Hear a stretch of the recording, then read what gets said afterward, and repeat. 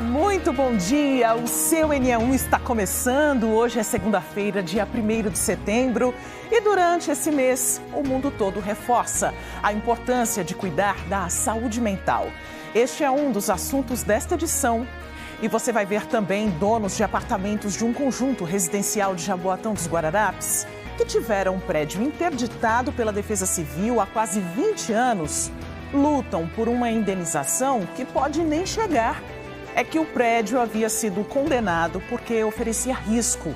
Depois que demoliram a construção, eles foram informados que não estão na lista de negociação da Caixa Econômica. Teria ocorrido um erro. A Polícia Rodoviária Federal registrou a maior apreensão de madeira ilegal do país, numa operação nas estradas que cortam Pernambuco. A carga estava sendo transportada por 39 caminhões. Um homem foi preso, acusado de ter envolvimento em roubos e furtos de 40 farmácias na região metropolitana. Um menino de 8 anos levou um choque elétrico após escalar um poste no Recife para pegar uma pipa. E tem muito mais no NE1 de hoje. Eu agradeço desde já a sua companhia. Vamos juntos até 13h. Agora são 11h49. Essa é a rua Maria Amália Nogueira, em Camaragibe. O lixo se acumula, já virou rotina na vida dos moradores. Não tem calçamento, mas tem pedaço de pista jogado onde deveria ser uma calçada. Um poste pendendo para o lado preocupa quem precisa passar pelo local. E os moradores dizem que, quando anoitece, a pouca iluminação faz crescer a sensação de insegurança. O nosso calendário foi até Camaragibe. Natália Dielu está conversando com os moradores. Está difícil passar por aí, Natália? Bom dia para você. Bom dia, Maristela. Bom dia a todos. Tá difícil, sim. Olha, os moradores estão aqui reunidos, alguns moradores que procuraram a gente, para ver de que forma a Prefeitura de Camaragibe pode ajudar.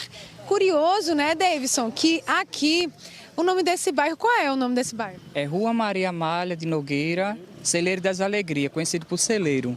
E a gente está aqui vendo lixo, as ruas aqui é cheio de buraco. Aqui não tem iluminação, aqui o transporte, quando passa aqui, é péssimo, já não tem transporte e é péssimo, muito péssimo mesmo. E a gente pede para a Prefeitura de Camaragibe para tomar uma providência, porque já faz 2 anos que tem um condomínio aqui e inaugurando outro condomínio também. Então, os veículos, quando passam aqui nessa rua aqui, normalmente quebra.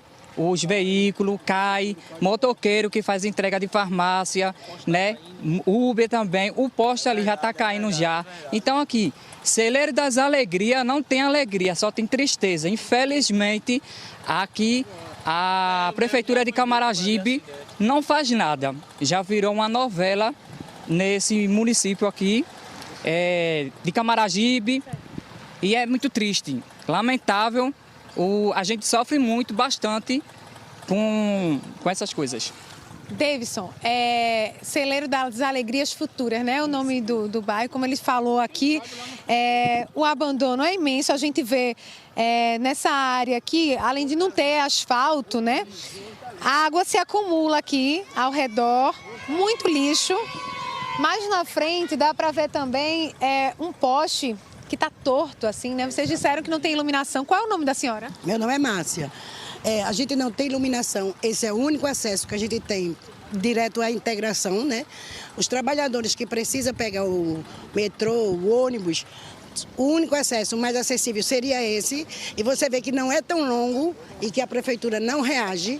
Tem essa fábrica aqui de tijolo, a gente não sabe se é da Prefeitura.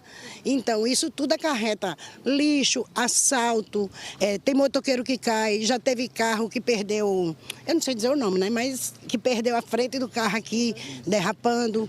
Teve gente que explica uma coisa, porque vocês estavam falando do condomínio aqui. Essa rua é a continuação. Isso. Agora, vê como é diferente, Esse lado da rua, que o Rodrigo Lobo está mostrando para vocês, tá desse jeito. O outro lado, que é a continuação da rua onde foi construído esse condomínio, a gente consegue mostrar que está todo asfaltado ali, né? Então, é uma disparidade mesmo e o acesso é sempre muito difícil. Deixa eu falar com outro morador aqui. Qual é seu nome? Zé Antônio. Seu Zé Antônio, o senhor mora aqui há quanto tempo? 35 anos só. 35 anos. Olha, eu já moro aqui há 35 anos, cheguei aqui em maio de 90. Olha, o fio tá pipocando um fio ali agora. Não sei se dá para ver saindo fumaça, tá até meio perigoso que a gente viu um fio pipocando ali. Essa rua aqui mesmo já foi prometida já vários anos de ser calçada. Nos anos de 2004, 2005, mais ou menos, já prometeram de calçar. Teve um 2010 com o Jorge Alexandre aqui, já foi, veio todo o material para cá. Quando começaram a caçar, fazer o ponto material, despejar o material, começaram a cavar, tiraram o material para fazer para outra rua, porque eles queriam uma rua de mais acesso para ter ganho política. Para a política. Então é uma promessa antiga mesmo, né? Promessa antiga. Aí depois veio a tenda para cá, essa tenda. Só era para. Pronto, já está a conversa. Só era feita alguma coisa aqui nessa rua quando era do dono da olaria, que é o dono da Latimbi. Ou seja, vocês estão esperando faz tempo, né? E só a promessa. Eu agradeço muito o senhor, viu? Mas deixa só eu dizer para vocês que a gente pediu uma resposta, tanto para a Neoenergia, para saber do poste, porque não tem iluminação, tanto para a prefeitura, para entender o que é que vai ser feito aqui, quando vai ser feito. Então a gente volta daqui a pouco, Maristela, para dar essa resposta para os moradores, para conversar um pouco mais com eles aqui nesse bairro em Camaragibe, celeiro das alegrias futuras. A gente volta com você. Que sejam alegrias presentes, né? Que a prefeitura possa reagir e trazer aí para a comunidade tudo que ela precisa, né? Tudo que é direito dessa comunidade. Deu para ouvir daqui, Natália, o barulho do poste, viu? E olha só, a situação já passou da hora de resolver os problemas por aí, hein? Daqui a pouco você volta, então, com essa resposta da Prefeitura de Camaragibe. Seguimos, por enquanto, pelo trânsito. Vamos ver como está o movimento na Avenida 2 Rios, no bairro do Ibura, em frente ao SESI. No lado direito, os motoristas vão sentido BR-101, lado esquerdo, sentido Avenida Recife, em Areias. Movimentação tranquila do trânsito por aí. Agora a Avenida Conselheiro Rosa e Silva, na sua tela, no bairro dos Aflitos. No cruzamento com a Santos Dumont, neste trecho os motoristas vão no sentido Parnamirim, Casa Amarela, Casa Forte, em direção a bairros da Zona Norte do Recife. Movimentação sempre intensa, agora que a gente está se aproximando do meio-dia, essa é uma região que tem muitas escolas. Agora a Avenida Pan-Nordestina, na sua tela em Olinda, em frente ao Fórum da Cidade, essa câmera está instalada, mostrando aí a movimentação do trânsito. Quem vai do lado direito está sentido Derby e centro do Recife.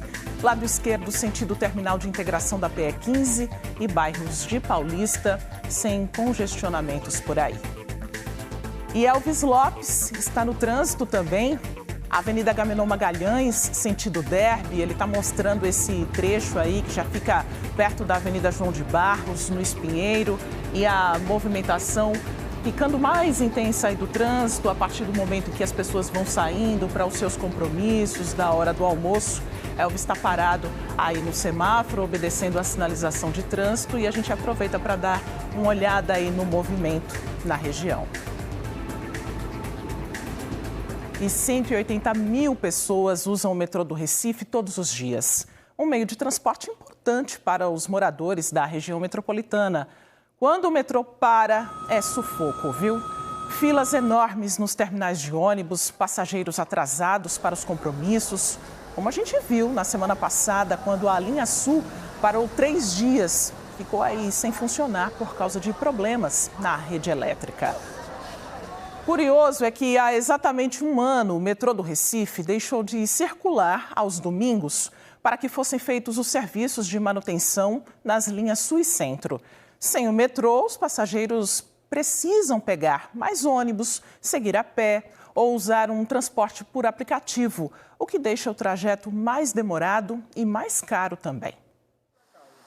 Erson trabalha como porteiro, utiliza com frequência o metrô. Encontramos ele nesse domingo voltando do trabalho que fica na Madalena. Para chegar em casa, na Imbiribeira, sem funcionar o metrô, precisou pegar 2 ônibus. Um trajeto que eu ia chegar aqui em casa 10 para as 7, 10 para as 8 na verdade. Eu estou chegando agora, ó. São 8h30. E outra, né, porque o ônibus passou rápido. O que ele não entende é como o metrô para fazer manutenção e mesmo assim vive quebrando. Pode prestar atenção, eu acho que de 20 dias, tem o pessoal diz que roubaram o cabo, pegou fogo, deu curto-circuito, e passa 2, 3 dias parado. Toda vez essa linha sul. Se está fazendo a manutenção no domingo, por que o metrô quebra tanto? A pergunta é essa, né? Marcos é encanador, pedreiro, faz de tudo um pouco. Sempre pega uns bicos no domingo. Sem o metrô, ele precisa chamar carro de aplicativo e acaba pagando caro para chegar nos clientes. O senhor pega para onde esse metrô? Eu, Prazeres, vou para Prazeres, vou para Coimbra. Sabe quanto é que está dando de metrô para cá? A área de táxi, de Uber, 30, 35, o moto está dando 20, 18, 19. O metrô do Recife não funciona aos domingos desde 1º de setembro de 2024. Segundo a Companhia Brasileira de Trens Urbanos, a CBTU, os domingos foram escolhidos para a realização de serviços de manutenção nas linhas Centro e Sul, porque é um dia que tem menos movimento de passageiros. Mas o que muita gente não entende é que mesmo com essa manutenção semanal sendo feita, os problemas se repetem. Em maio desse ano, por causa da chuva, a linha diesel do VLT ficou interditada no trecho entre as estações de Marcos Freire e do Curado. Em junho, um incêndio atingiu um trem do metrô do Recife, deixando passageiros assustados. As chamas se espalharam pela linha férrea embaixo de um vagão durante o embarque de passageiros na estação Cavaleiro, em Jaboatão dos Guararapes. Na semana passada, a linha Sul ficou sem funcionar por 3 dias, depois de uma série de curtos-circuitos na rede elétrica do sistema do metrô. 10 estações que conectam o Recife ao bairro de Cajueiro Seco, em Jaboatão dos Guararapes, foram fechadas. Para compensar a ausência dos trens, o consórcio de transporte metropolitano teve que reforçar 4 linhas de ônibus. Foram dias de sufoco para muita gente. E para quem precisa do metrô diariamente, ficar sem o serviço no domingo também tem sido complicado. Hoje mesmo eu quero ir na casa da minha filha, né? Que mora lá, ela mora lá aqui na Mangueira, não tem metrô. Às vezes eu quero ir na casa da minha sobrinha lá em Campo Grande, dia de domingo, aí não tem metrô. Eu tenho que pegar um ônibus e ir para Boa Viagem, para o aeroporto, do aeroporto. Pego um ônibus para Joana Bezerra, da Joana Bezerra pego outro ônibus para ir para lá, para Campo Grande. Demora muito, entendeu? Esse metrô está funcionando no domingo, como é que a senhora faz para se virar? De ônibus, até mesmo de pé, porque às vezes não tem condições de pagar um Uber, né? Então tem que sofrer.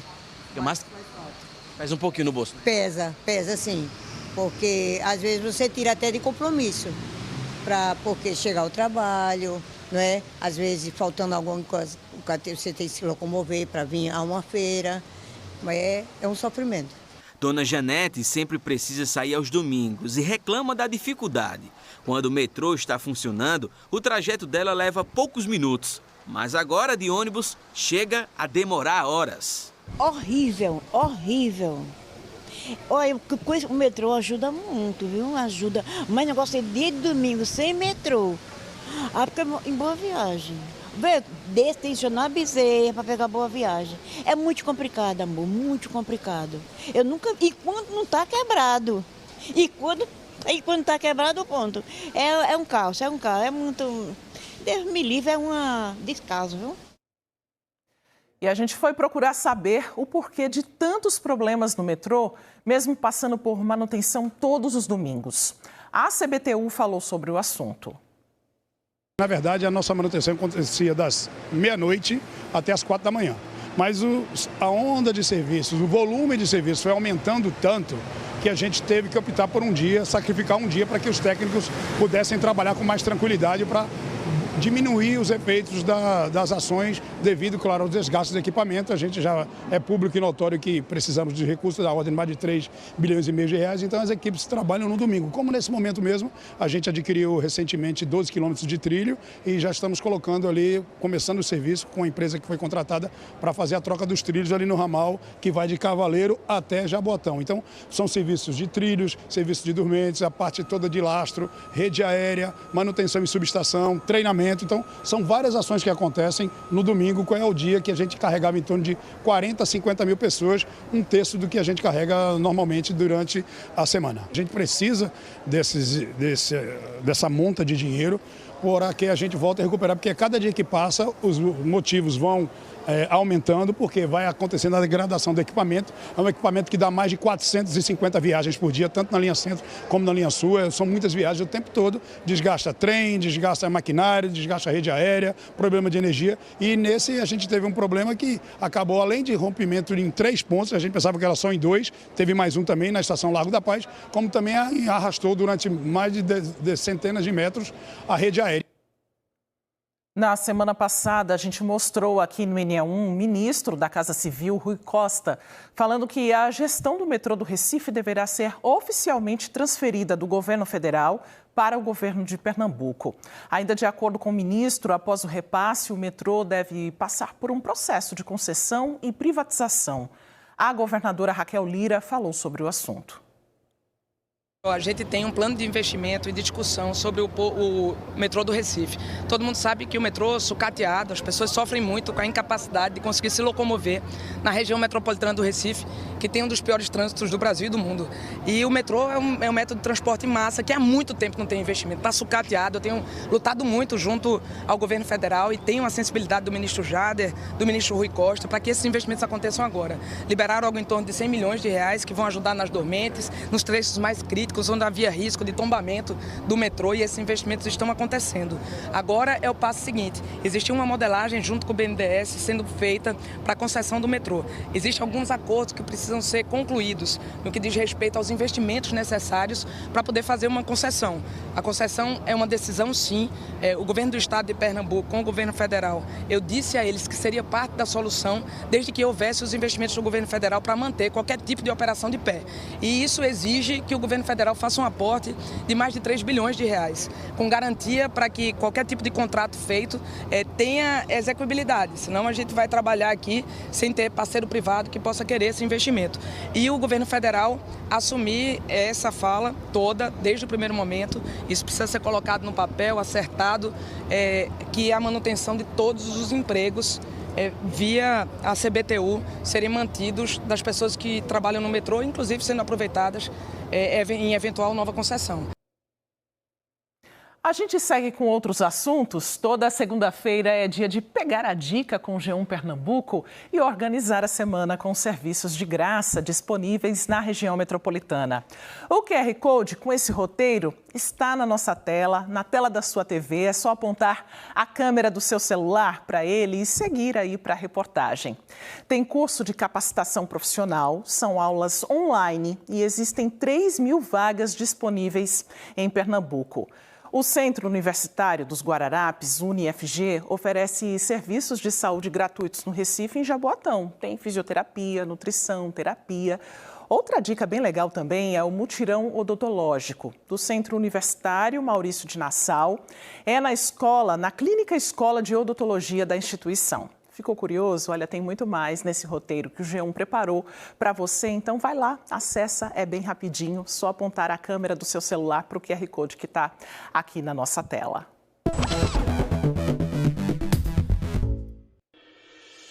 Semana nova, mês novo, dia de recomeços, né? E para quem busca uma nova chance no mercado de trabalho, a gente separou algumas oportunidades de emprego que estão sendo divulgadas pela Secretaria de Desenvolvimento Profissional e Empreendedorismo de Pernambuco. Olha só aqui comigo, tem 4 vagas para ajudante de carga e descarga de mercadoria. É para trabalhar em Paulista, é preciso ter um ensino médio completo e 6 meses de experiência na função.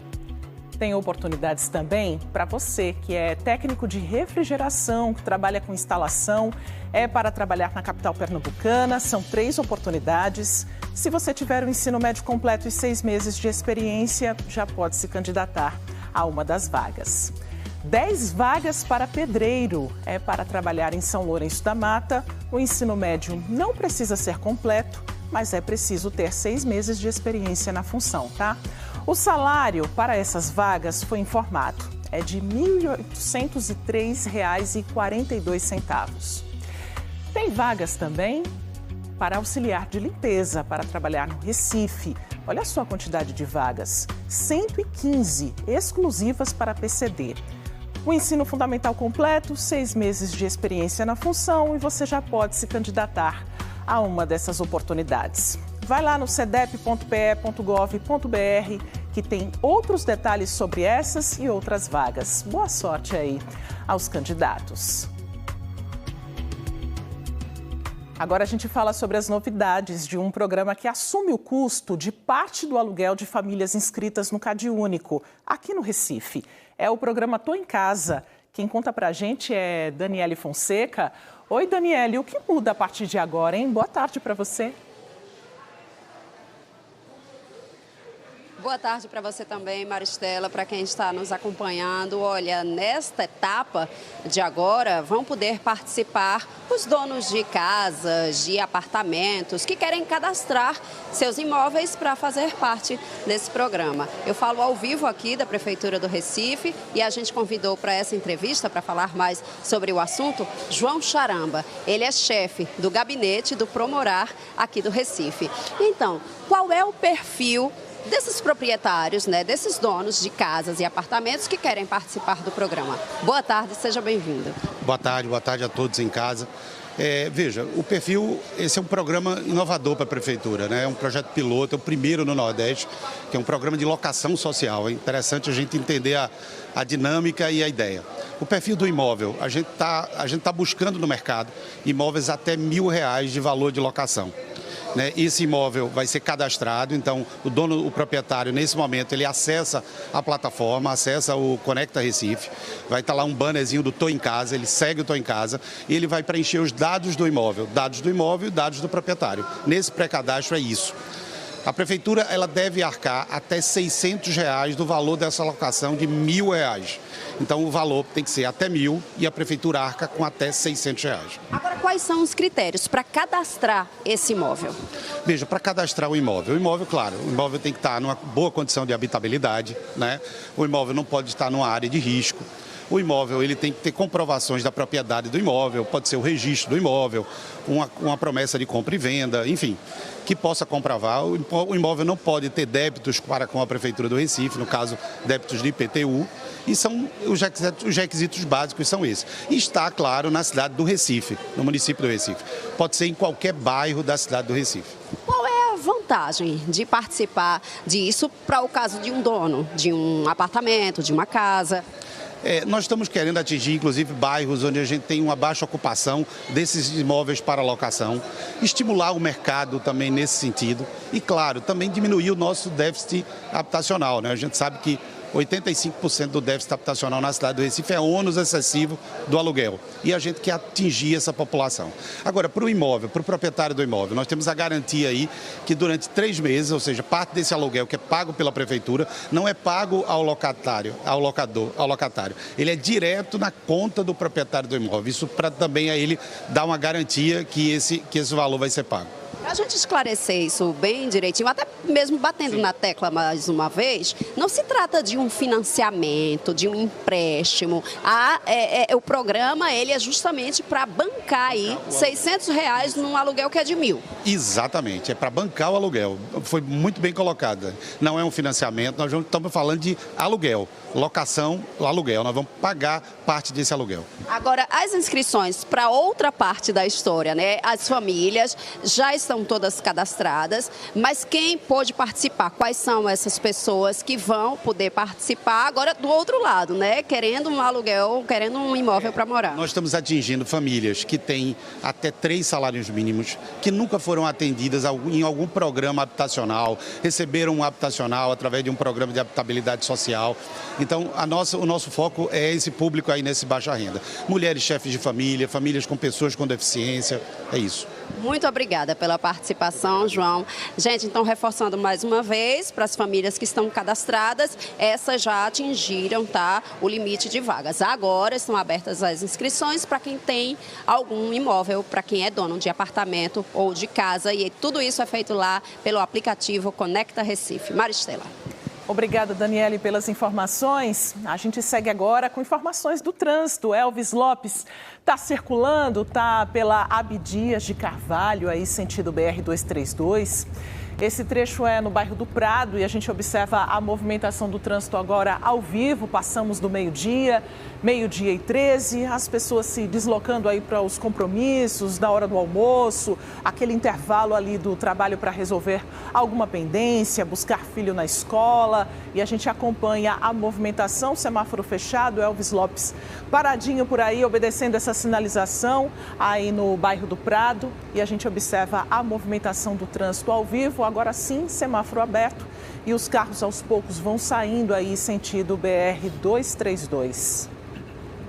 A seguir, donos de apartamentos de um conjunto residencial de Jaboatão dos Guararapes que tiveram um prédio interditado pela Defesa Civil há quase 20 anos, lutam por uma indenização que pode nem chegar. O prédio havia sido condenado e depois que demoliram, eles foram informados que não estão na lista de negociação da Caixa Econômica. E você vai ver também que um menino de 8 anos levou um choque elétrico após escalar um poste no Recife para pegar uma pipa. Ele foi socorrido para o Hospital da Restauração. Daqui a pouco os detalhes. O NE1 volta em instantes, 12h14.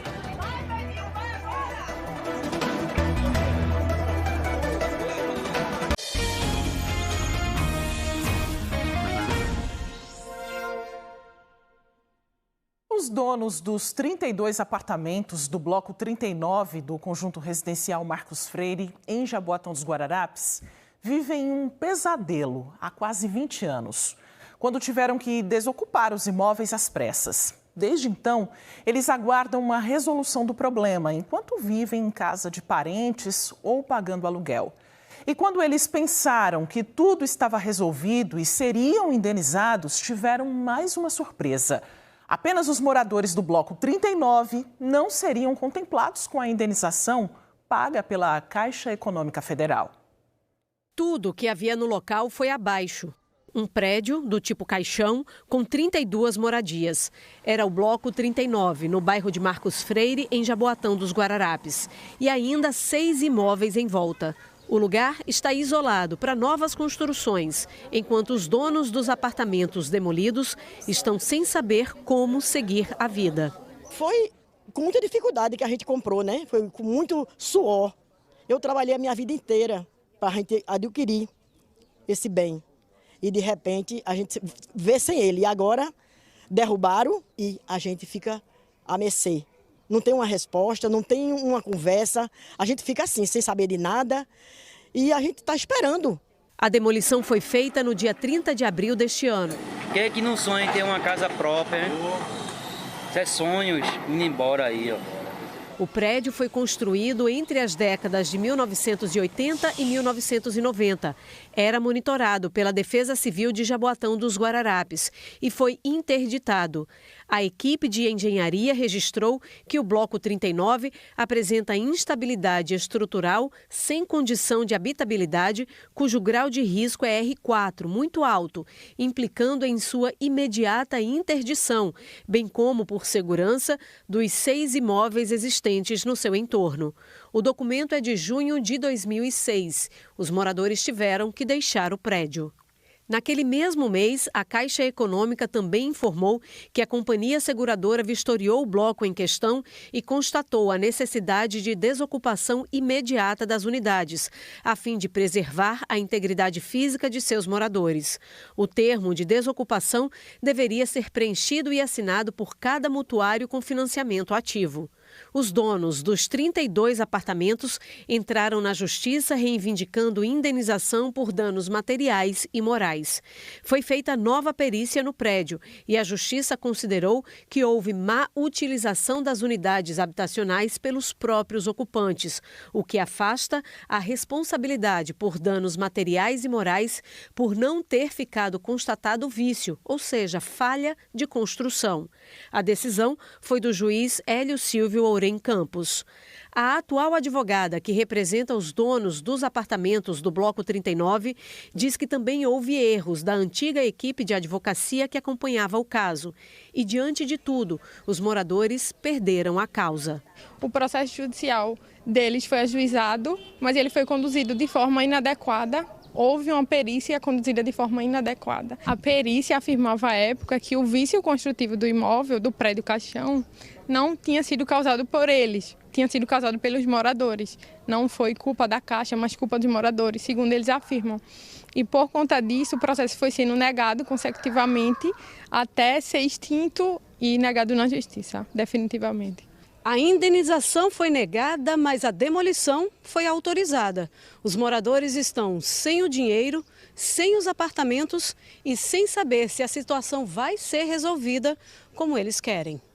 Além do processo movido pelos moradores do Bloco 39, o Ministério Público Federal entrou com uma ação civil pública que resultou num acordo entre o governo do estado, o governo federal e Caixa Econômica.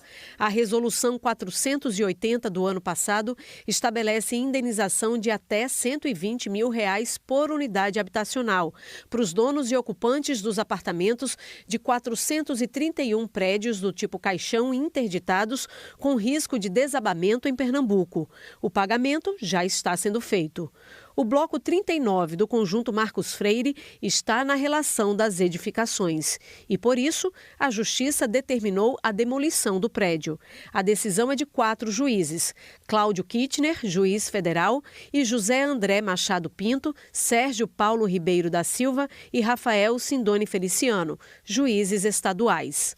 Os donos dos apartamentos do Bloco 39 de Marcos Freire chegaram a ir à Caixa Econômica para receber a indenização, mas o pagamento não foi feito.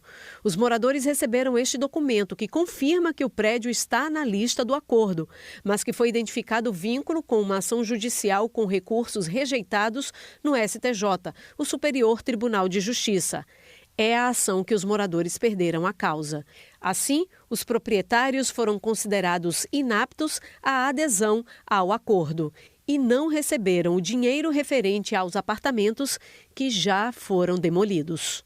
Nesse grande acordo histórico, eles estão listados como imóveis aptos a fazer o acordo. Foi feita a demolição para eles. Eles estão há 19 anos sem moradia, não receberam a indenização e eles estão sem nenhuma resposta. Damos entrada em uma ação rescisória no TRF5 e esperamos essa decisão agora que possa refazer, a vida dessas famílias. São famílias hipossuficientes que precisam da atenção dos desembargadores que irão julgar essa ação agora do TRF5. Temos muita esperança que seja revertido e que seja feita justiça para todos esses moradores. Os moradores querem que a situação deles seja revista. Se houve erro do passado, mas aí o que a gente está querendo reivindicar é agora, o presente. Agora está nosso terreno aqui, né, com esses tapumes, e não nos dizem nada. Então, esse protesto aqui que nós estamos fazendo, na verdade, é um grito de misericórdia, né, no caso. Porque precisou a gente estar aqui chamando a imprensa, porque a nossa voz não foi ouvida. Em nota, o Tribunal Regional Federal da 5ª Região informou que o Bloco 39 de Marcos Freire foi retirado da lista porque houve decisão judicial com laudo pericial que diz que não havia vício construtivo no imóvel, o que impossibilita a entrada dos antigos moradores no acordo de indenização. A Justiça Federal em Pernambuco informou que a Prefeitura de Jaboatão colocou o prédio em questão em plano de trabalho para demolição, autorizada pela Justiça Federal, como todas as demolições dos prédios envolvidos no acordo. Acrescentou que todos os envolvidos estão cientes da situação e envidarão esforços para resolver o caso atípico. Minéia era dona do apartamento 201 do Bloco 39. Os filhos cresceram, já não moram mais com ela. Hoje, a vendedora vive na parte de trás da casa da mãe, que separou o espaço. Ela não consegue segurar a tristeza ao falar dos transtornos dos últimos 19 anos. Era meu cantinho, meu único canto que eu tinha, que eu nunca tive casa, só era aquele canto que eu tinha. Parar de pagar o auxílio da gente há muitos anos atrás e nem tem nada, nenhum apartamento. E hoje estamos de casa dos outros de favor, porque a gente tem que ter um teto para morar, senão estava debaixo da ponte. Não foi contemplado a receber essa indenização, porque estão segurando essa indenização que, por lei, a gente tem direito a receber esse valor para resolver a nossa vida, para parar essa angústia, esse sofrimento. Uma angústia de quase 20 anos, né? Nós procuramos novamente a Justiça Federal de Pernambuco para saber se havia alguma atualização sobre o caso dos proprietários do Bloco 39 do Conjunto Residencial Marcos Freire, em Jaboatão dos Guararapes. E a assessoria de comunicação informou que, abre aspas, em breve haverá uma solução definitiva e que a Caixa vai indenizar as famílias, fecha aspas. Quanto à data dessa solução definitiva, a Justiça Federal não soube informar quando seria. Vamos ver se temos resposta para o calendário da Rua Maria Amália Nogueira, em Camaragibe. Natália Dielu continua por lá para contar para a gente se a Prefeitura deu algum retorno sobre a situação por aí, Natália. A Prefeitura deu algum retorno? Deu sim, Maristela, mas a gente queria conversar mais um pouquinho com os moradores, porque chegou mais gente e a gente está em outro trecho aqui da rua que dá para ver, ó, ainda mais de perto, outros buracos, né, que se estendem por toda aqui a rua. Os moradores estão reunidos aqui. Essa rua fica, inclusive, bem pertinho, né, minha gente, da prefeitura aqui de Camaragibe. É, bem pertinho aqui, irmão, bem próximo aqui, veja mesmo, aí a gente sofre aqui, já teve estrupa aqui, olha. Aqui já teve... A iluminação, né, que vocês disseram que de noite é muito escuro. É muito escuro, entendeu? Aí foi aqui. E muito mato aqui. O pessoal de 4 horas já começa a passar por aqui e passa com medo. Muitas mulheres. A situação aqui é difícil, viu? Então é uma coisa puxando a outra, né? Falta iluminação, aí falta policiamento, aí falta calçamento. Isso mesmo, aqui já teve várias tentativas de estrupa aqui nessa mata aqui, entendeu? E... Deixa eu falar aqui com essa moça que chegou junto com a filha dela, né? Qual é seu nome? É Valentina, né? Valentina Isabel Silva Bezerra. Valentina voltou da escola, estava me dizendo como queria que fosse a rua. Como é que você queria que fosse? Eu queria que a pista fosse normal, de pedra, para poder andar e todo mundo ter mais felicidade para poder andar. Não assim, porque quando chove, fica esses buracos. Aí nessa escuridão não tem como andar. Porque manhã anda da igreja, aí eu calço o meu tamancozinho. Eu fico caindo com o tamanho. É todo sujinho, né? Qual é seu nome? Você é a mãe dela, né? Sou Isabelita, né? Realmente que é verdade o que ela disse. Porque a gente vai para a igreja de noite, uma escuridão, né, muito grande, arriscada. A gente está arriscando a nossa vida porque não tem policiamento, né? E quando chove fica cheio de lama, cheio de buraco que vocês estão vendo, né? E a gente quer uma solução da prefeitura, né? Do prefeito para ver o que é que ele pode fazer, né? Então, a gente pediu uma resposta para a prefeitura, a gente pediu resposta também para a Neoenergia e também para a Polícia Militar, né? Porque são muitos problemas numa rua só. Aquele poste ali que está tombando, realmente, né? Vocês vão ver na imagem que assusta e todo mundo tem medo dele cair. A gente pediu uma resposta para a Neoenergia, que disse o seguinte para a gente. Deixa eu encontrar a resposta aqui. Que esse poste não possui rede de distribuição de energia, ele é utilizado apenas pelas redes de internet. O poste de energia está próximo, como a gente vê aí, esse poste mais novo. Sendo que o poste está caindo, né? Então a gente precisa ver como é que vão solucionar esse problema, porque se cair em alguém vai machucar com certeza, né? Aí, em relação, gente, vou dar as respostas para vocês, né? Porque a gente pediu todas essas respostas. A prefeitura disse que aqui na Rua Maria Amália Nogueira, o vento está forte por aqui, existe um projeto em andamento que nesse momento está no serviço de topografia. E que diz que depois da conclusão dessa fase, vai ser dado prosseguimento ao processo licitatório para a contratação da obra de pavimentação. Então, diz que está numa fase de estudo e que a próxima etapa vai ser a licitação para iniciar a obra. Aí, em relação à coleta de lixo. Eles disseram que a coleta de lixo acontece regularmente aqui, 3 vezes por semana, segundas, quartas e sextas. Inclusive, a Prefeitura pediu colaboração dos moradores para não jogarem o lixo em áreas irregulares. E em relação à iluminação pública, a Prefeitura disse que essa via aqui, dentro do prazo de 90 dias, vai ser incluída no cronograma de substituição das luminárias antigas para as lâmpadas de LED, que proporcionam maior eficiência e segurança. Eles prometem que em até 90 dias a Rua Maria Amália Nogueira vai ser incluída aí nesse programa. E basicamente são essas as respostas que a gente tem. Também tem a resposta da Polícia Militar, que diz que faz patrulhas contínuas aqui no bairro do Celeiro das Alegrias Futuras e disse que é muito importante que os moradores façam o registro do boletim de ocorrência para que eles consigam mandar mais equipes para cá. Então, gente, algumas respostas que a gente deu, né, em relação à segurança, em relação à iluminação, em relação ao plano aqui para asfaltar a rua. A gente vai marcar no calendário para ver se essas promessas, principalmente da Prefeitura de Camaragibe, vão ser cumpridas. 5 meses. Entendeu? O calendário que a gente está aí de 2025 tem essa outra página aqui, que já é de 2026, então é pequenininho. A gente vai marcar aqui dia 2 de fevereiro. São 5 meses, mas a gente vai voltar, vai dar um tempo aí para o pessoal fazer para ver se realmente eles cumpriram a promessa. Pois é, porque quem já vive aqui há mais de 35 anos, como o senhor falou, e já vive nessa escassez, então 5 meses é quase nada. A gente vai voltar a ser feliz, sim. Todo mundo aqui vai voltar a ser feliz. E é um conjunto, né? Prefeitura, Estado, as redes de internet. Tá certo? Tá certo, Márcia. Muito obrigada. Tem muita gente querendo falar, mas a gente vai retornar em 5 meses para ver, né, se o bairro Celeiro das Alegrias Futuras finalmente vai ser feliz, que é o que o pessoal quer por aqui, né, Maristela? E que merece.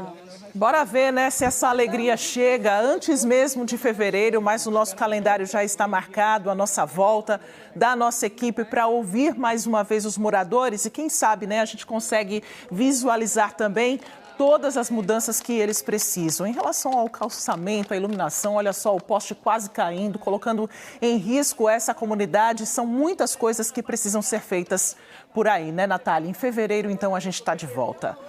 Bora agora seguir pelo trânsito com Elvis Lopes. Ele continua fazendo esse passeio aí com a gente, 12h33. Ele está na Avenida Visconde de Albuquerque, na Madalena. Os carros vão sentido Torre por aí, agora todos parados, o semáforo fechado. E a gente observa essa movimentação que vai ficando mais intensa depois do meio-dia, agora 12h34. E a Polícia Civil prendeu 2 homens suspeitos de roubar mais de 40 farmácias na região metropolitana do Recife. Os detalhes da prisão foram divulgados agora há pouco pela polícia. Joabe Alves acompanhou essa entrevista coletiva e traz os detalhes agora para a gente. Boa tarde, Joabe. Oi, Maristela, muito boa tarde para você, boa tarde a todos. Essa prisão aconteceu na última quinta-feira. Esses 2 homens, eles são irmãos. E olha só a idade, um de 29 e outro de 23 anos. Aqui ao meu lado está o delegado Ney Luiz. Seja muito bem-vindo aqui ao NE1. Doutor, quase 40 assaltos aqui em farmácias da região metropolitana do Recife. Como é que a polícia chegou nesses 2 suspeitos? Isso, esses suspeitos vinham aterrorizando toda a região metropolitana do Recife. Há relatos aí, as investigações demonstraram isso, que eles praticaram roubo em Olinda, Paulista, né, Recife, Jaboatão, Cabo e também em Porto de Galinhas. Com a prisão dos 2, né, a gente acredita que vai reduzir o número de roubos aqui em toda a região metropolitana, né? Esse trabalho investigativo técnico da Polícia Civil, né, demonstra a importância desse trabalho investigativo, né? O protagonismo da Polícia Civil no âmbito da segurança pública, porque foram cerca de 40 roubos, como eu falei, né? Mesmo com todo o policiamento preventivo, ostensivo, que é realizado de forma bastante eficaz da Polícia Militar, esses roubos acabaram ocorrendo e a Polícia Civil rapidamente conseguiu investigar e dar uma resposta rápida, que é prender esses 2 indivíduos, né, e tirá-los de circulação. Delegado, nas imagens de câmeras de segurança que a nossa produção recebeu, mostra a frieza que eles chegavam nesses estabelecimentos. Há mais alguém envolvido, né, com essa dupla? Sim, o nosso trabalho investigativo revelou, né, que se trata de uma associação criminosa. São cerca de 5 indivíduos, né? Outros 2 que a gente não conseguiu ainda prender participavam diretamente do roubo, executando também a ação criminosa. E há um outro indivíduo que, segundo o relato dos suspeitos, seria a pessoa que repassava informações privilegiadas para eles. Segundo os suspeitos, essa pessoa seria funcionário de uma empresa que presta segurança à rede de farmácia que vinha sendo roubada nesses últimos 2 meses. Quais seriam essas informações que essa terceira pessoa passava para essa dupla? Eles relatam que essa pessoa tinha algumas informações privilegiadas acerca de melhor horário, né, acerca também da ausência de segurança, de farmácias que só tinham como funcionários mulheres, né, o que facilitava, entre aspas, o que é a ação criminosa, e principalmente do local onde o dinheiro ficava guardado e aguardando somente o transporte desses valores. Doutor, era uma rede de farmácia que eles estavam atuando, eles estavam assaltando? Sim, esses roubos aconteciam, pelo menos até agora a investigação revelou, esses 40 roubos foram praticados contra a rede Drogasil. E a gente acredita que os roubos aconteciam, em sua maioria, pelo menos o que a gente identificou somente nessa farmácia, na verdade, porque eles tinham informações privilegiadas acerca dos locais. Já se sabe a quantidade de dinheiro que eles conseguiram ou eles iam naquela farmácia e buscavam algum produto específico? Não, eles iam em busca somente de dinheiro, né? Não foi divulgado aí pela rede de farmácia os valores subtraídos, mas a gente acredita que seja uma quantidade bastante considerável, né? Tendo em vista o número aí alto de roubos, cerca de 40 roubos. Como o senhor adiantou para a gente, 5 pessoas envolvidas aí nesses assaltos, né, que estão na região metropolitana do Recife. Qual o próximo passo agora da investigação? Na verdade, a gente já conseguiu, né, identificar todos os suspeitos. Esse, entre aspas, mentor intelectual dessa ação criminosa já foi identificado, ele tem mandado de prisão também expedido contra ele. E há mais outros 2 suspeitos também que aparecem alguns roubos aqui, principalmente em Recife, e acho que creio em Paulista, que aparece também nas imagens que a gente também já conseguiu identificar. Já tem algum mandado de prisão para essas outras 3 pessoas? Como essas outras pessoas identificadas para acabar, esses roubos foram realizados não na nossa área, na delegacia de Porto de Galinhas, né? Essas informações serão repassadas para a delegacia da área para que eles continuem de prosseguimento com as investigações. Delegado, muito obrigado aqui pela participação com a gente no N1. Maristela. Obrigada pelas informações, Joab. E a Polícia Rodoviária Federal fez a maior apreensão de madeira ilegal do país durante uma operação nas estradas, no sertão de Pernambuco. 39 caminhões foram apreendidos com o material, entre as cidades de Serra Talhada e Petrolina. Ivan Duarte traz outros detalhes sobre essa operação. Olá, muito boa tarde para você. Essa é a maior apreensão da história de madeira ilegal em rodovias federais aqui do país. Para se ter uma ideia, foram mais de 2.000 metros cúbicos. A gente vai conversar agora com o Cristiano Mendonça, da Polícia Rodoviária Federal, para passar detalhes para a gente e traduzir essa informação, Cristiano. Essa quantidade toda equivale a quê? Boa tarde, bem-vindo. Boa tarde. Essa quantidade apreendida equivale a mais de 700 telhados de casas populares que poderiam ser construídos. Foi um total de mais de 2.000 metros cúbicos nessa operação. Quantos motoristas foram autuados e quais são as penas que eles terão? Foi um total de 39 motoristas, né, que realizavam o transporte dessa mercadoria. Eles foram autuados com termo circunstanciado de ocorrência pelo crime ambiental e também foram autuados aí pelo IBAMA numa multa aí que varia de acordo com a quantidade transportada. Qual que é o recado que a Polícia Rodoviária Federal passa ao fazer uma operação como essa? De que o combate aos crimes ambientais ele continua. A PRF ela está intensificando esse trabalho também com o apoio de órgãos ambientais, do IBAMA, CPRH e outros órgãos, justamente para evitar essa degradação ambiental. Em quais cidades essa operação aconteceu? E eu queria que o senhor falasse também por que o foco foi nessa região do estado de Pernambuco. A operação foi realizada nas cidades aí do sertão de Pernambuco, desde Serra Talhada até Petrolina, porque é por esses locais onde passa a grande quantidade de madeira que vem de Belém do Pará. Ela passa por ali, vai ser distribuída em outros estados e também vem aqui para Pernambuco. Tá certo, muito obrigado, parabéns aí pela operação, pelo resultado significativo. Agora é o seguinte, pessoal, Munidos dessas informações que a Polícia Rodoviária conseguiu, o Poder Judiciário, a Justiça, vai poder dar andamento para tentar chegar ao autor do crime de desmatamento. Se a gente for transformar, para traduzir para você, seria em média 500 árvores de médio porte. Tem alguns fatores que são levados em consideração ao fazer essa conta, mas daria também em torno de 400 hectares, e isso a gente pode elevar a 350 campos oficiais de futebol, com as medidas oficiais 68 metros de largura por 105 de comprimento. Vou voltar com você aí no estúdio, Maristela. 3 homens morreram durante um tiroteio no bairro do Engenho do Meio, na zona oeste do Recife. De acordo com a polícia, a troca de tiros começou depois de uma briga dentro de uma casa, na Travessa Valdemar Falcão. O crime foi na madrugada de hoje. Essa notícia completa você pode ler no G1 Pernambuco. Basta apontar a câmera do seu celular para o QR Code que aparece na tela e acessar a reportagem. Ainda de acordo com a polícia, as vítimas do crime são um sargento reformado da Polícia Militar, o sobrinho dele e um outro homem que estava na casa. O filho do sargento também foi baleado e socorrido para o Hospital da Restauração, na área central do Recife. O estado de saúde e o nome dele não foram divulgados. O caso está sendo investigado no Departamento de Homicídios e Proteção à Pessoa, o DHPP. E um motociclista morreu em um grave acidente na PE 15, em Olinda. Ele bateu em um cavalo que estava atravessando a pista. O Corpo de Bombeiros e o SAMU foram ao local, mas o homem não resistiu aos ferimentos. O cavalo também morreu na colisão. O acidente foi na manhã de ontem. De acordo com a Polícia Civil, Josenildo Richard Rodrigues, de 25 anos, conduzia a moto. Em nota, a Secretaria de Meio Ambiente e Planejamento Urbano de Olinda disse que faz ações de fiscalização, recolhimento e alojamento de animais soltos. E que somente neste ano foram resgatados mais de 100 cavalos que estavam em ruas e avenidas. Em Olinda, é proibida a circulação de cavalos em área urbana. Casos de irregularidades e maus-tratos podem ser denunciados pela ouvidoria no telefone que aparece aí na nossa tela, o 99879-0016.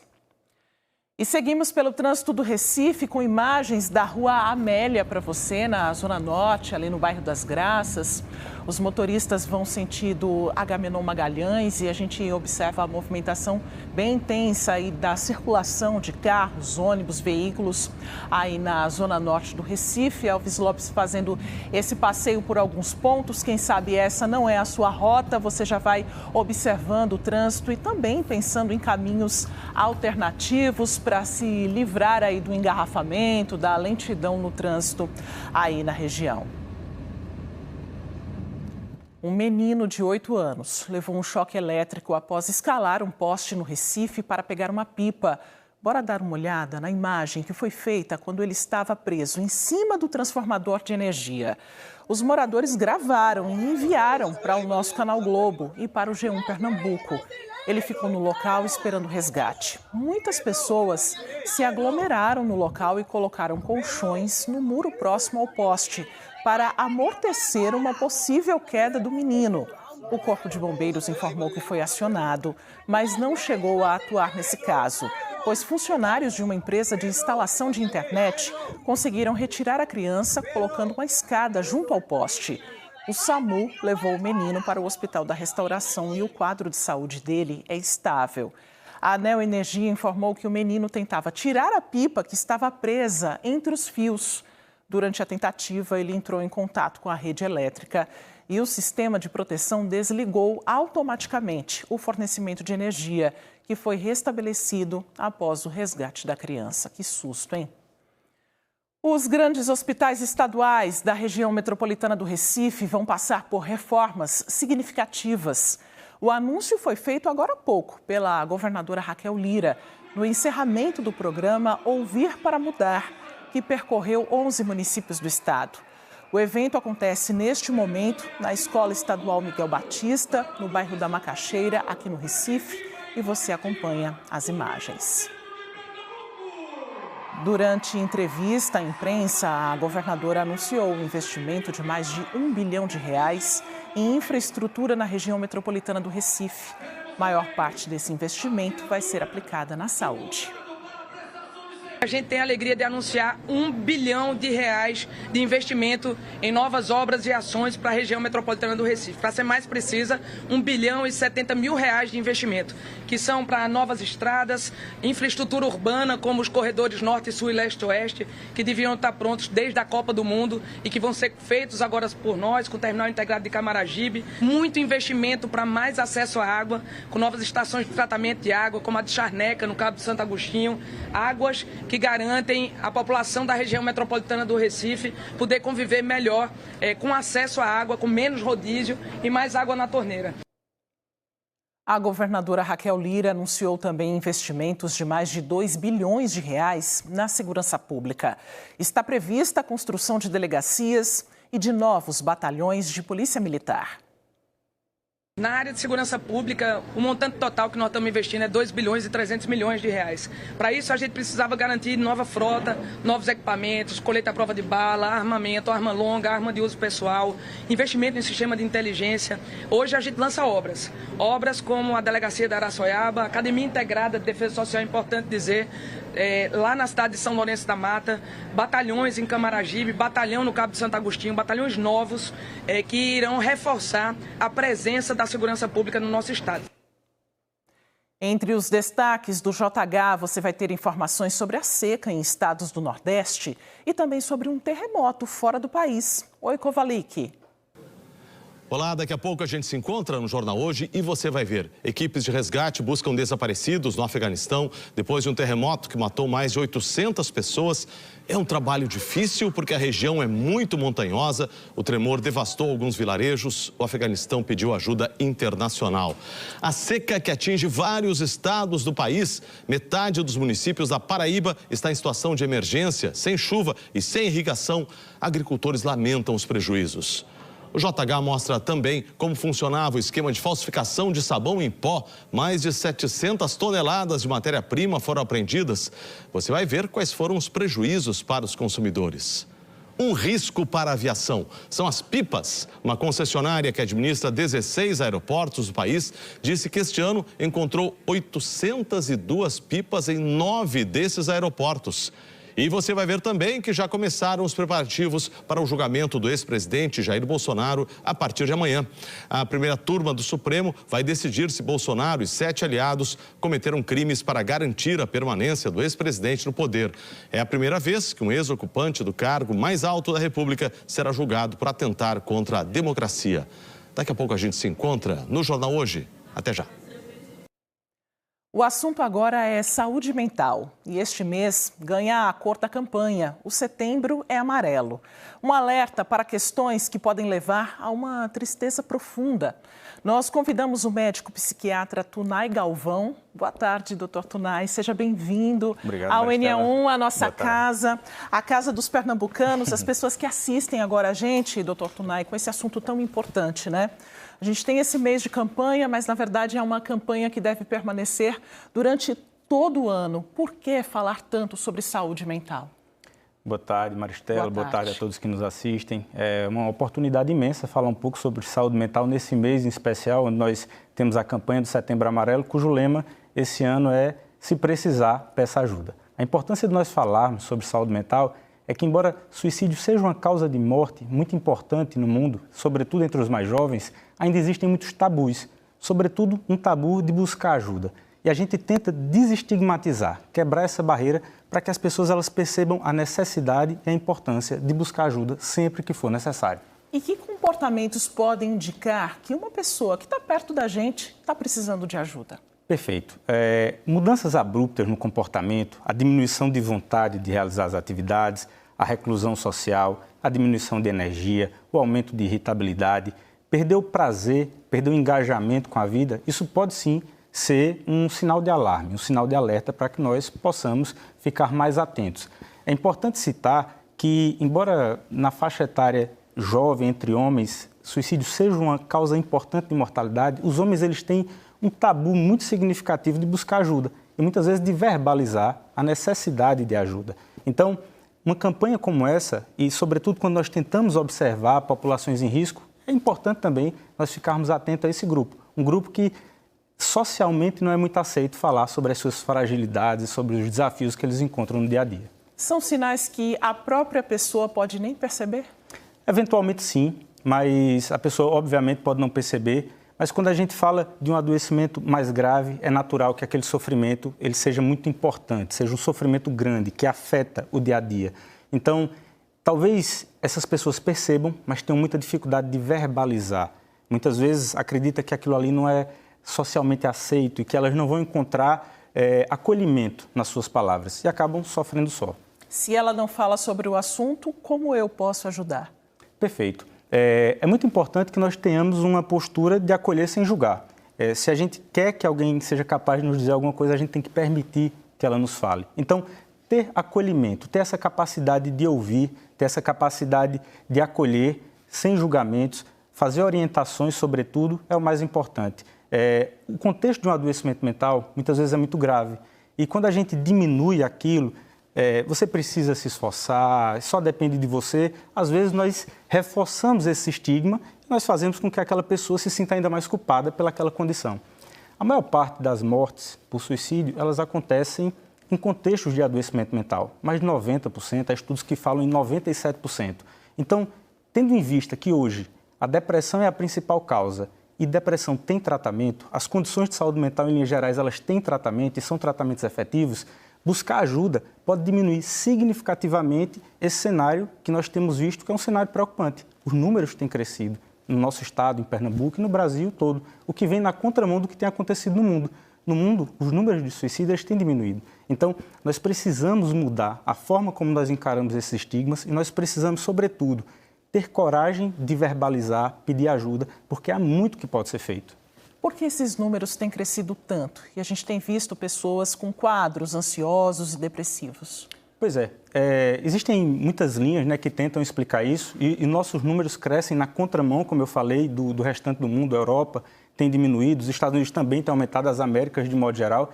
Em última análise, o suicídio sendo uma consequência de adoecimentos mentais, talvez nós não estejamos conseguindo tratar de forma adequada, talvez nós não estejamos conseguindo acolher essas pessoas de forma adequada, para ofertar o melhor tratamento possível e, consequentemente, diminuir essa crescente que vem nesses últimos 10 anos. Tudo pode começar com uma boa conversa? Perfeito. Tudo pode começar com uma boa conversa. A gente sempre diz que é importante verbalizar, é importante, talvez a mensagem mais importante é o próprio lema da campanha do Setembro Amarelo. Se precisar, peça ajuda. Sobretudo homens, Maristela, que correspondem a quase 80% dos casos de suicídio no mundo. Esse estigma, essa ideia de que pedir ajuda é sinônimo de fragilidade e a gente tem que internalizar que é preciso ter coragem para pedir ajuda. Então, talvez essa mensagem deve ficar para as pessoas que nesse momento, eventualmente, podem estar passando por um momento de sofrimento e talvez não consigam externalizar esse desejo de conseguir ajuda. Às vezes ajuda com um amigo, um colega de trabalho, um vizinho, ou até mesmo de um médico psiquiatra. Existe um estigma também em torno dessa especialidade. Sim, existe um estigma com psiquiatras, com psicólogos, existe a saúde mental, ainda existem muitos estigmas. Felizmente, eu acho que a gente tem conseguido, momentos como esse, espaços como esse, contribuem significativamente para a gente quebrar essas barreiras entre a pessoa em sofrimento mental e o psiquiatra ou psicólogo. Muito desse estigma, ele vem da história da psiquiatria, a forma como nós entendemos os adoecimentos. Mas eu não tenho dúvida que conversar, pedir ajuda, começar verbalizando para um amigo, para um familiar, para a sua rede de apoio, já pode ser o primeiro passo. E essas pessoas podem até te ajudar a encontrar, eventualmente, algum profissional para te acompanhar nessa jornada. Existem pessoas com uma espécie de predisposição para desenvolver essas doenças relacionadas à saúde da mente? Sim, existem sim. Na realidade, os adoecimentos mentais, em linhas gerais, eles têm um componente genético muito intenso. Então, por questões genéticas, a pessoa pode sim desenvolver. Não é somente a genética, existem fatores socioambientais também, estresse crônico, entre outras coisas, que influenciam o desenvolvimento de um adoecimento mental. Mas, indiscutivelmente, existe um caráter genético muito importante no início dos transtornos. Existem formas de prevenção? Existem, obviamente, ter atividade física, evitar a exposição ao estresse, evitar o consumo de álcool, substâncias também, de modo geral, drogas, ter uma vida saudável. Eu costumo dizer que não existe outra medicina que não seja do estilo de vida. Então, o nosso estilo de vida, ele implica diretamente na nossa probabilidade, vamos dizer assim, de desenvolver um adoecimento mental. Então, ter boas práticas de vida, sem sombra de dúvida, é um fator de proteção. Gostaria, nesses 30 segundos finais, que o senhor deixasse uma mensagem, já que hoje é dia 1º de setembro, estamos no comecinho de mais uma campanha para que as pessoas busquem ajuda. Perfeito. Eu gostaria de dizer que, hoje em dia, tem muita coisa que pode ser feito. A maior parte das pessoas que estão em sofrimento mental, elas não devem ter nenhum tipo de pudor em buscar algum tipo de ajuda. Verbalize, procure amigos, familiares, aquelas pessoas nas quais você confia. Há muito que pode ser feito e, certamente, a vida vale a pena ser vivida e tem muita gente para contribuir para isso. Dr. Tunay, quero muito agradecer a sua participação aqui ao vivo, sempre muito bem-vindo ao NE1. Muito obrigado, eu que agradeço. Boa tarde. Boa tarde.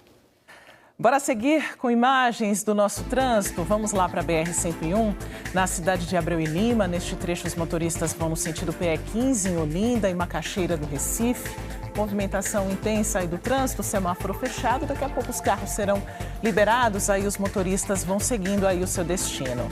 Vamos para um outro ponto da BR-101, no bairro da Cidade Universitária, em frente ao Hospital das Clínicas. No lado direito, os motoristas vão sentido Várzea e Curado. No lado esquerdo, sentido Iputinga e Dois Irmãos. Agora a Avenida Recife, na sua tela, no bairro do Ipsep, na entrada ali da Jean Emily Favre. No lado direito, os motoristas estão sentido BR-101 e Cidade Universitária. E no lado esquerdo, sentido Imbiribeira e Boa Viagem, a movimentação bem tranquila do trânsito, por aí sem congestionamentos ou engarrafamentos. Olha, comprar carro, moto ou imóveis financiado, parcelado e não conseguir pagar pode fazer o consumidor perder o bem, viu? São as chamadas ações de busca e apreensão. Daniele Fonseca vai conversar com a gente sobre esse assunto, vai explicar em que situações os bancos ou instituições financeiras podem mover essas ações judiciais, hein, Daniele? Olha, Maristela, se a pessoa estiver devendo, já pode receber uma intimação judicial desde a primeira parcela que deixou de pagar, tá? A gente convidou para essa entrevista Natália Varela, ela é advogada. Natália, primeiro explica para a gente o que é que deve fazer a pessoa que estiver vivendo uma situação dessas e receber uma intimação da justiça, hein? Boa tarde. Boa tarde, tudo bem? Se a pessoa está devendo de fato aquela parcela e recebendo a intimação judicial, é importante primeiro identificar se a pessoa tem condições de fazer o pagamento e buscar um advogado ou a Defensoria Pública para fazer esse comprovante de pagamento nos autos do processo e evitar penhora desse bem. O que é a penhora, exatamente? A penhora é um ato você pode buscar, o devedor, o credor, ele pode buscar esse bem, fazer uma apreensão desse bem e colocar para ser vendido, por exemplo, num leilão público. Se ele não reconhece a dívida? Se ele não reconhece a dívida, se ele pagou essa dívida, por exemplo, ele pode apresentar nos autos do processo esse comprovante de pagamento e evitar que esse débito aumente com um débito de juros ou até evite uma penhora desnecessária. Caso ele entenda também que esse cálculo de juros e multa está aplicado de forma incorreta, ele vai buscar uma assessoria jurídica ou defensoria pública para poder fazer a defesa nos autos. Isso tudo aí vale para financiamento de carro, de veículo ou também de imóvel pela Caixa Econômica Federal? Sim, também existe esse mesmo procedimento para imóveis também. Agora, para os imóveis, casa e apartamento e outros bens imóveis, pode haver essa retomada desse bem por via extrajudicial, ou seja, diretamente no cartório. Hoje em dia é possível fazer isso diretamente no cartório. Não é obrigado a ação ocorrer perante o judiciário. E em quais casos o imóvel, né, a casa, o apartamento vai a leilão? Explica isso para a gente. Ele vai a leilão se o devedor não fizer o pagamento, não cumprir os prazos para pagamento. Aí sim o imóvel, infelizmente, vai ter que ser vendido em leilão para o pagamento da dívida. E se ainda tiver gente morando na casa, a família? Infelizmente, quem vai comprar esse imóvel em leilão, se nós estamos falando de imóvel, ele vai entrar com a medida jurídica cabível para a retomada desse bem e a saída da família, que vai ter um prazo para sair do imóvel. A pessoa que passa por esse processo todo, Natália, ela fica com o nome sujo? Ela fica inadimplente? E como é que faz para regularizar a situação? Sim, após o pagamento do débito, a pessoa que fez esse pagamento solicita a baixa das restrições nos órgãos de proteção de crédito por um prazo de 5 dias. Agora, Natália, qual é a sua orientação para a pessoa que sabe que não vai ter condição de pagar? Sei lá, por uma emergência, ficou desempregado. O que deve fazer para evitar todo esse desgaste? Sim, é bom evitar que esse débito seja ajuizado, porque como você falou no início, se o débito for ajuizado, ele vai ser devedor do débito todo. Então é importante buscar o credor, buscar o banco, por exemplo, para fazer aí um parcelamento, um reescalonamento de dívida, uma prorrogação dessa dívida, para evitar essa demanda judicial.